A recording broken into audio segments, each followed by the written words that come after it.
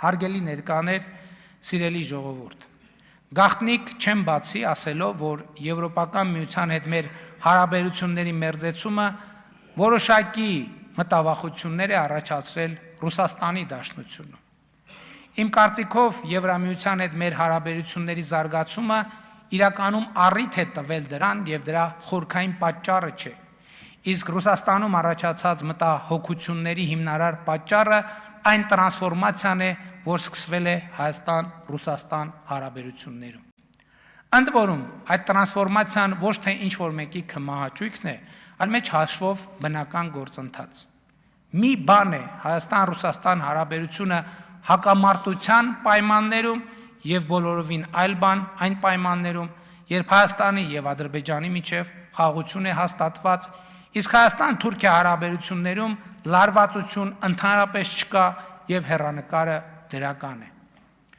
Օբյեկտիվ եւ սուբյեկտիվ պատմական հանգամանքների բերումով Ռուսաստանի հետ մեր հարաբերությունների ընկալումը հիմնականում եղել է ռազմական անվտանգային։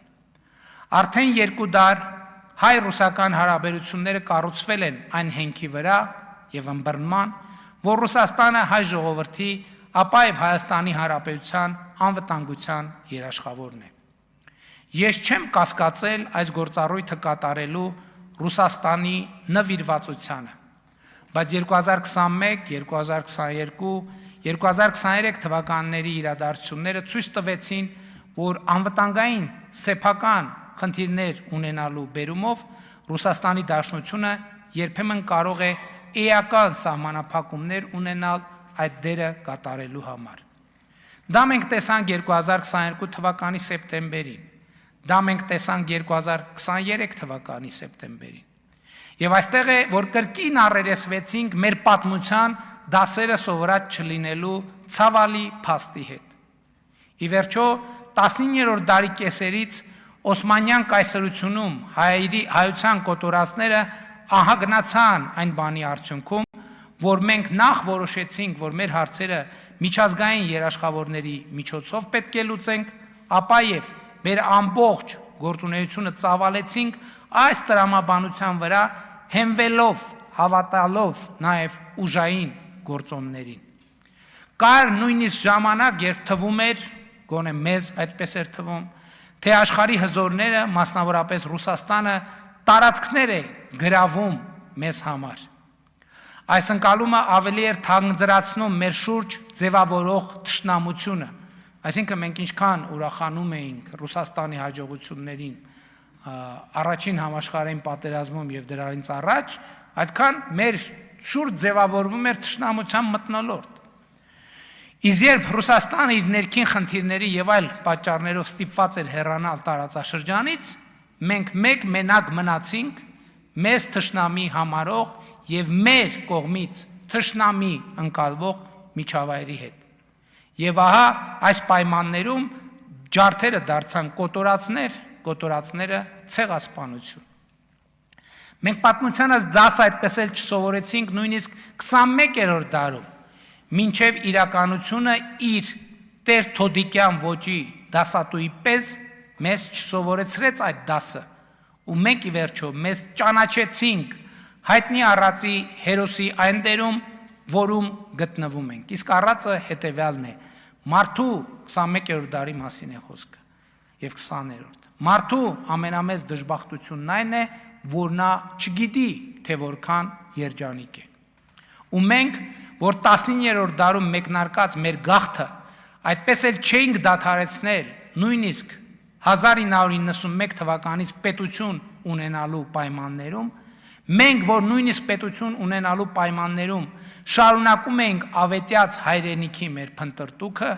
միայն պատմության քննությունից կտրվելու վերջին պահին հասկացանք, որ պատմական արդարության մասին երազելու կարիք չկա, ազգային իղձերով ապրելու կարիք չկա,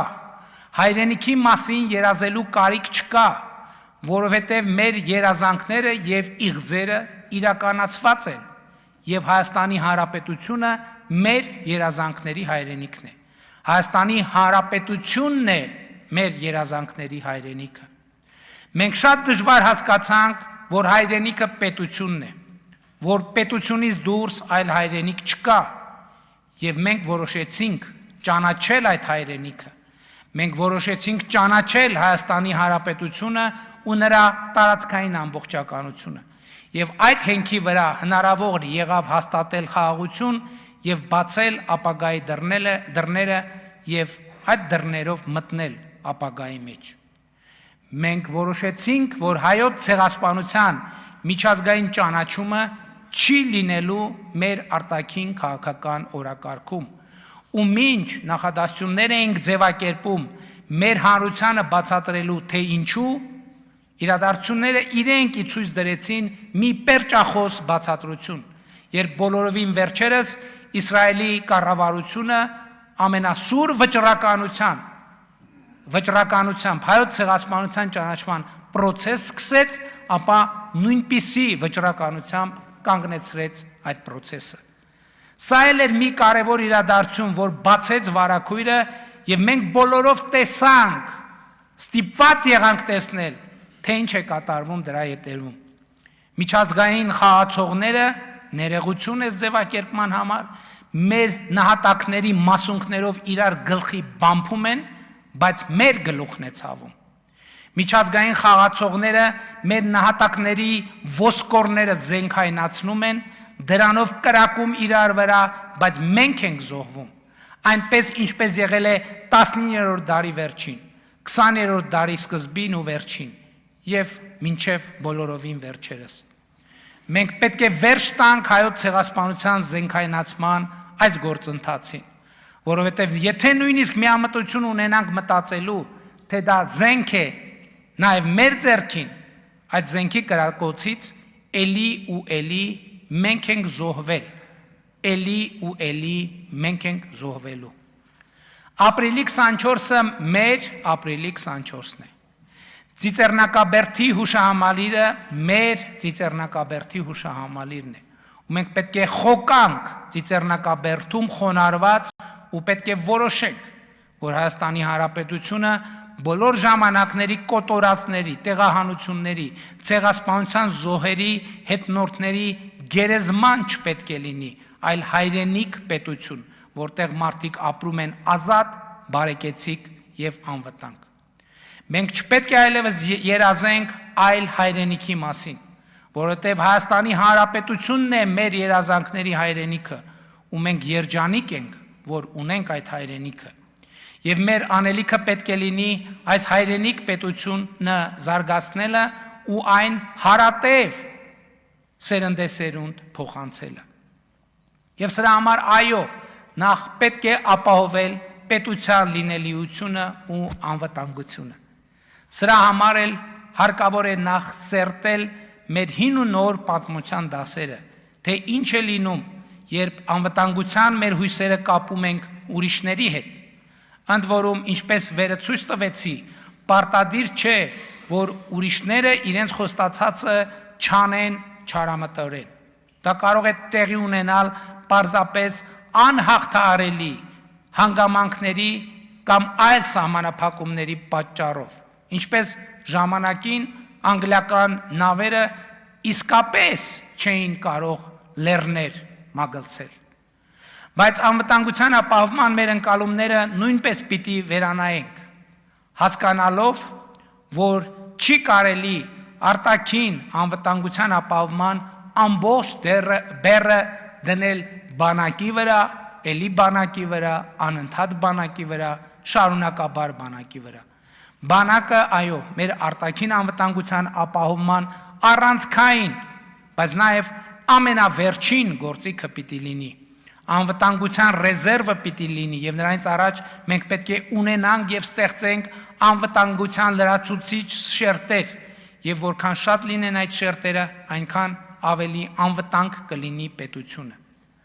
Որոնք են ուրեմն արտաքին անվտանգության մեր նոր ճարտարապետության այն գործոնները, շերտերը,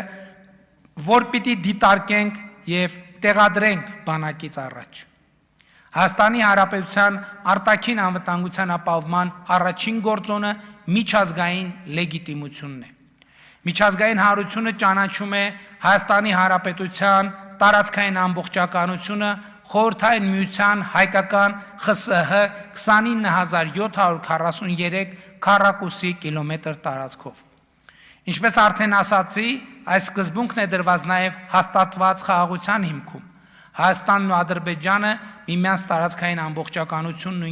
ինքնիշխանությունը ճանաչել են հիմք ընդունելով 1991 թվականի Ալմա-Աթայի հռչակագիրը, որին միացած խորհրդային հանրապետությունները իրենց վարչական սահմաններում դարձել են անկախ պետություններ։ Չվիճարկվող, այսինքն միջազգային օրենքով լեգիտիմ տարածք եւ արտաքին հարաբերությունների մեջ լեգիտիմ դիրքորոշումներ ու ակնկալիքներ ունենալը արտաքին անվտանգության ապահովման առաջնային գործիք է։ Այն չլինելով բացարձակ երաշխիք, այնուամենայնիվ կարևոր հիմնաքար է։ Աշխարհի հետ փոխկապվածությունն է արտաքին անվտանգության ապահովման հաջորդ գործիքը։ Այս գործոնը թույլ է տալիս, որ երկիրը դառնա գլոբալ մատակարարումների շղթայի տնտեսական շրջանառության այնքան կարևոր մաս, որ նրա անվտանգությունն ու կայունությունը կարևոր դառնան բազմաթիվ այլ, այդ թվում հարևան երկրների համար, եւ ընդհակառակը, որի անկայունությունը որպես սպառնալիք ընկալվի տարածաշրջանի եւ միջազգային հանրության կողմից։ Խաղաղության խաչմերուկ նախագիծը եւ սրանից բխող թրիփ նախագիծը, որոնց իրականացման արդյունքում Հայաստանի Հանրապետության տարածքով ապրանքներ կհոսեն արևելքից արևմուտք, հյուսիսից հարավ, նման հնարավորություններ են ստեղծում մեր երկրի համար, եւ մենք հենվում ենք ու հենվելու ենք ռազմավարական այս ընկալման վրա։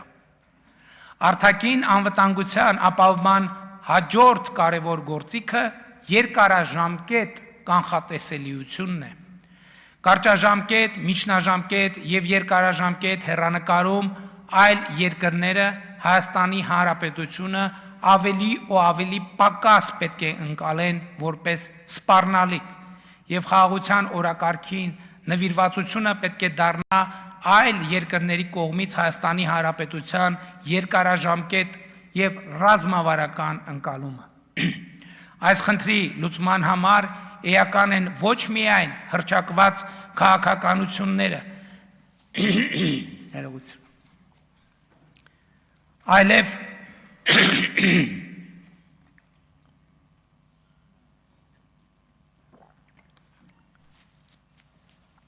այս խնդրի լուծման համար էական են ոչ միայն հռչակված քաղաքականությունները, այլև սոցիալ-հոգեբանական, կրթական, մշակութային, հանրային քաղաքական ոլորտների բովանդակությունն ու խոսույթները։ Պատմության եւ ապագայի հստակ սահմանազատումը եւ օրվա իրականության գործնական կապակցումը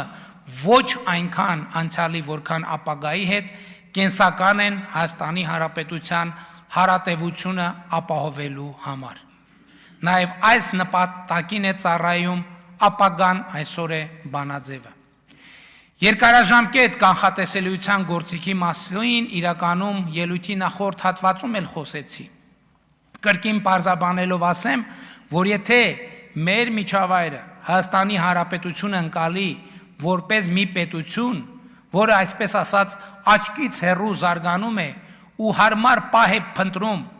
պատմական հայրենիքը վերականգնելու համար, բնականաբար իրենք էլ հարմար պահ են փնտրելու մտքերի այս ընթացքը կասեցնելու, ի վերջո նաև այդ սպառնալիքին վերջ դնելու համար։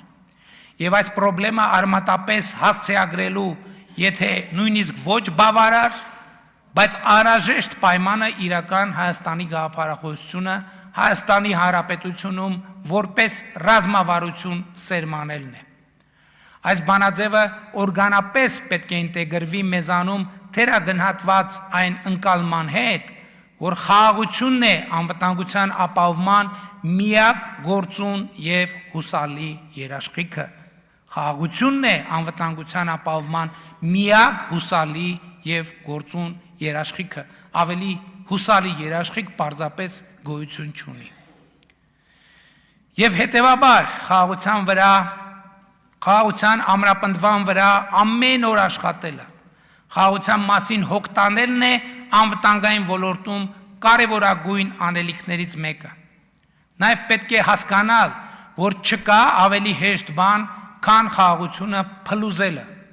Մանավանդ հիմա խաղաղությունը փլուզելը առանձնահատուկ ջանքեր չի պահանջում։ Խաղաղությունը փլուզելը հեշտ է, դժվար չի դա անելը բացարձակապես։ Իսկ խաղաղությունը ամրապնդելը, խաղաղության մասին հոգ տանելը էական ջանքեր է պահանջում, նույնիսկ դրամատիկ ջանքեր։ Այդ դրամատիկ ջանքեր ասելով նկատի ունենք, որ մենք մեր կոմֆորտ զոնաներից պետքա դուրս գանք։ Դա պահանջում է շատ ուշադիր լինել, ինչ ես խոսում, ինչ ես կախում դոշիցդ, ինչ քայլեր ես անում։ Օրինակ, Կտրիչ Ներսիսյանի ուղիղ հրահանգի ենթարկվող Էրիկա, հարգելի գործընկերներ, վերջ։ Դադարեցրեք, շարունակեք, խնդրեմ, պարոն վարչապետ։ Ուղիղ հրահանգին ենթարկվող մի շարք հոգևորականներ, իմ տեսածն եմ ասում, սուրբ եւ անմահ պատարակների ժամանակ խորաններից կոչ են հղում Աստծուն, որ նա պահպանի Արցախի հանրապետությունը։ Այսպիսով եկեղեցին դարձնելով պատերազմի քարոզչության ինստիտուտ։ Սա ընդհանրապես շատ հետաքրքիր ֆենոմեն է։ Այս կոչերը հղում են, հետո ասում են եւ եւս խաղաղության Աստծուն աղաչեցուկ։ Այսինքն պատերազմի կոչ անելով Աստծուն պետք չի աղաչել խաղաղության համար, պետք է խաղաղությանը տեր կանգնել։ Պետք է ջանք գործադրել խաղաղությունը պահպանելու համար։ Սա մեկն է այն պատճառներից, թե ինչու պետք է հայաստանյաց առաքելական եկեղեցու փաստացի պետը հանգստի կոչվի, բայց միակ պատճառը չէ։ Իմ հանձնարարությամբ զեկույց է պատրաստվում հայաստանյաց առաքելական Սուրբ եկեղեցում առաջացած խորը համակարգային ճգնաժամի մասին, որտեղ շարադրվում են տասնյակ փաստեր, որ Կտրիչ Ներսիսյանը հայաստանյան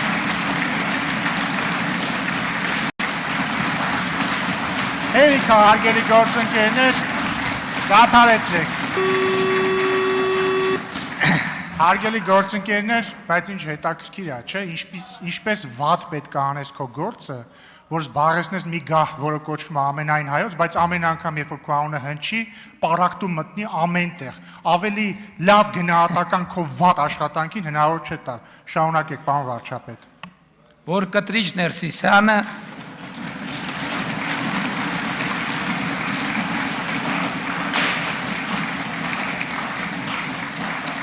հայաստանյաց առաքելական Սուրբ եկեղեցին դուրս է դրել կանոնական ծիրից, սրանից բխող բոլոր հետևանքներով։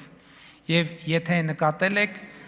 հայաստանյաց առաքելական Սուրբ եկեղեցու բարենորոգման օրակարգը նույնպես տեղ ունի կառավարության գործունեության ծրագրում։ Վերադառնալով արտաքին անվտանգության թեմային, ուզում եմ հատուկ ընդգծել, որ ուժեղ պաշտպանունակ բանակը էական տեղ է զբաղեցնում իրական Հայաստանի մեր տեսլականում։ Բայց ինչու ենք այսքան շեշտում բանակի հանգամանքը, եթե խաղաղություն է հաստատված, եթե խաղաղությունը մեր երկարաժամկետ ռազմավարությունն է։ Մի պարզ պատճառով խաղաղության պայմաններում էլ ուժեղ պաշտպանունակ բանակ չունեցող պետությունը կարող է գայթակղիչ լինել ագրեսիայի համար եւ ուժեղ պաշտպանունակ բանակը այս իմաստով, այո, խաղաղության կարևորագույն գործիք է։ 2026 թվականի մայիսի 28-ի զորահանդեսը կարծում եմ հոդս ցնդեցրեց բոլոր այն շարժումները, թե կառավարությունը արտաքին թելադրանքի ներքո Հայաստանի Հանրապետությունը թողել է առանց պաշտպանության։ Այդ սպառազինությունը եւ ռազմական տեխնիկան, որ այսօր ունենք, այն սպառազինությունը եւ ռազմական տեխնիկան, որ այսօր ձեռք ենք բերում եւ արտադրում, Հայաստանի Հանրապետությունը նախկինում երբեք չի ունեցել։ Մենք այո Հայաստանում ստեղծել ենք ռազմարդյունաբերական իրական համալիր ու կառավարությունը շարունակելու է աջակցել ռազմարդյունաբերական համալիրի զարգացմանը։ Հիմա սակայն մենք մի կարևոր ու որոշիչ փուլ ենք մտնում։ Միջնաժամկետում ռազմարդյունաբերական համալիրը պետք է դառնա ֆինանսապես ինքնաբավ եւ ավելի ու ավելի պակաս կախված լինի պետական գնումներից։ Եվ ուրախ եմ հայտարարել, որ Հայաստանի ռազմարդյունաբերական համալիրի արտահանման պայմանագրերի ծավալը շարունակաբար աճում է, իսկ պաշտպանության նախարարությունը իդեմս մի շարք տեղական արտադրողների ձեռք է բերել հուսալի մատակարարներ։ Այսօր մեր բանակը դինամիկ կերպով զարգանում է, բայց ոչ առանց խնդիրների։ Ինքնասպանությունների հասցնելու դեպքերը, սպանությունները, տարբեր պատճառներով մեր զինվորների մահերը խորապես մտահոգում են կառավարությանը եւ այս խնդիրները հասցեագրելու մեր ջանքերը չեն դադարելու եւ մենք արդեն կոնկրետ ծրագրեր ենք նախանշում, թե ինչպես պետք է լուծենք այդ խնդիրը, միևնույն ժամանակ հասկանալով, որ դա որոշակի կապվածություն ունի նաև արտաքին միջավայրի փոփոխության հետ, ես համոզված եմ հարցուպատասխանի ընթացքում այս թեմային ավելի մանրամասն անդրադառնալու առիթ կլինի։ Թեմայից առնչվելիս պարզապես չեմ կարող չնկատել եւս մի հանգամանք, որ բանակում արկա խնդիրների մի զգալի հատվածը բանակում ոչ թե ծագում է, այլ խտանում եւ դրսեւորվում։ Եվ հանրային, սոցիալ-քաղաքական, կրթական մշակութային խորը վերափոխումները բանակում խնդիրների հասցեագրման գործընթացի կարևոր մաս են։ Ազգային ժողովի մեծարգո նախագահի հարգելի տեղակալներ, հարգելի падգամավորներ, կառավարության հարգելի անդամներ, սիրելի ժողովուրդ։ Վերադառնալով Ռուսաստանի Դաշնության հետ մեր հարաբերությունների թեմային, պիտի ընդգծեմ, որ մեր նպատակը Ռուսաստանի հետ փոխշահավետ բազմավոլորտ համագործակցության ուղղված երկխոսությունն է, հավասարակշռված եւ հավասարակշռման արտաքին քաղաքականության տարածաշրջանում խաղաղության հաստատման նոր պայմաններում հարաբերությունների վերափոխման, զարգացման եւ խորացման ուղղությամբ։ Սա հեշտ գործընթաց չէ, բայց մենք առանց կրքեր բորբոքելու գնալու ենք այս ճանապարհով։ Բայց պետք է ասել ուղիղ, որ արտահանման այն սահմանափակումները, որոնք Ռուսաստանի Դաշնությունը կիրառում է Հայաստանի նկատմամբ, քաջալերված եւ խնդրված են հայաստանյան ընդդիմության կողմից,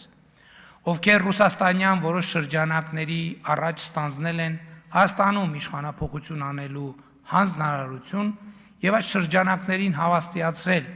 որ սահմանափակումների գործադրումը կերաշխավորի իրենց հաղթանակը հունիսի 7-ի ընտրություններում։ Հայաստանյան այդ նույն շրջանակները, հիմա էլ ռուսաստանյան այդ նույն շրջանակներին հավաստիացնում են, որ եթե սահմանափակումները շարունակվեն եւ ավելի խստացվեն, իրենք վստահաբար փողոցային պայքարով իշխանափոխություն կանեն։ Գաղտնի պլանը, որի մասին խոսում էր պատերազմի եռագլուխ կուսակցության առաջնորդներից մեկը, հենց սա է։ Ըստ այդ պլանի, իրենց հովանավորների աջակցությամբ պետք է այնպիսի տնտեսական սահմանափակումներ մտցվեն, որ Հայաստանում սոցիալ-տնտեսական ճգնաժամ սկսվի, որպեսզի ժողովուրդը կառավարության դեմ սոցիալական բունտ անի։ Էսա գաղտնի պլանի էությունը։ Իհարկե, սա նմանօրինակ առաջին պլանը չէ։ Նման մի քանի պլաններ նախկինում արդեն տապալվել են, այս մեկն էլ կտապալվի, որովհետև Հայաստանի ժողովուրդը իր պետականությունը, անկախությունը, ինքնիշխանությունը չի զիջի մաֆիային եւ Հայաստանի տնտեսությունն էլ կշարունակի իր դինամիկ զարգացումը։ Ու վերջին ամիսների իրադարձությունները ցույց են տալիս, թե որքան կարևոր է հավասարակշռման եւ հավասարակշռված արտաքին քաղաքականությունը ներդնել նաեւ տնտեսության ոլորտում եւ ունենալ տնտեսական դիվերսիֆիկացված հարաբերություններ։ Եվ ընդհակառակը վերջին ամսվա իրադարձությունները ցույց տվեցին, թե տնտեսական հարաբերությունների դիվերսիֆիկացիան ինչպես է օգնում, որ գլոբալ ճգնաժամերի հետևանքները ի վիճակի լինենք մեղմացնել։ Հորմուզի նեղուցում եւ Ռուսաստանի Դաշնությունում նավթամթերքի մատակարարումների հետ կապված ճգնաժամի հետևանքով Հայաստանը բենզինային ճգնաժամի առաջ չկանգնեց, որովհետև 2018 թվականի հեղափոխությունից առաջ մինչ այդ Հեղափոխությունից առաջ եւ մինչ այդ հստակ վերահսկվող նավթամթերքի շուկան ազատականացվեց, այսինքն հեղափոխությունից առաջ վերահսկվողը ազատականացվեց։ 2025-ին սրան գումարվեց նաեւ Ադրբեջանից նավթամթերք ներմուծելու հանգամանքը։ Բոլորս մոռացել ենք, որ 2008 թվականի Օսեթիայում տեղի ունեցած իրադարձությունների մի քանի օր տևեց Հայաստանի բենզինի շուկան կաթվածահար էր եղել։ Իսկ այսօր գլոբալ փոփոխությունները այո գների վրա ազդեցություն ունեցավ, բայց ապրանքի արկայության հարց ընդհանրապես չառաջացավ։ 0 Դիվերսիֆիկացման այս տրամաբանությունը պետք է կիրառել տնտեսության բոլոր ճյուղերում, արտահանումների եւ ներմուծումների ոլորտում, եւ մենք գնալու ենք այս ճանապարհով, որովհետեւ ակնհայտ է, որ մեկ շուկայից անհամաչափ կախվածությունը, անկախ նրանից տվյալ պահին այդ շուկայի հետ կապված որևէ դժվարություն արկա է թե ոչ, սպառնալիք է, որը ցանկացած պահի կարող է կիրառվել երկրի անկախությունը սահմանափակելու համար։ Սա այն դեպքն է, որի կառավարման ճշգրիտ բանաձև գոյություն ունի։ Անկախությունը քչերից կախվածությունը փոխարինելն է շատերից կախվածությամբ, եւ նավթամթերքի շուկան այս բանաձևի կիրառման փայլուն օրինակ է։ 2024-ից 2026 թվականների ընթացքում Հայաստանի Հանրապետությունում նավթամթերք են ներմուծվել 20 տարբեր երկրներից։ Սա իրական դիվերսիֆիկացիա է, հավասարակշռման եւ հավասարակշռված քաղաքականություն եւ այդ քաղաքականությունը պետք է տարածել տնտեսական բոլոր ոլորտների վրա։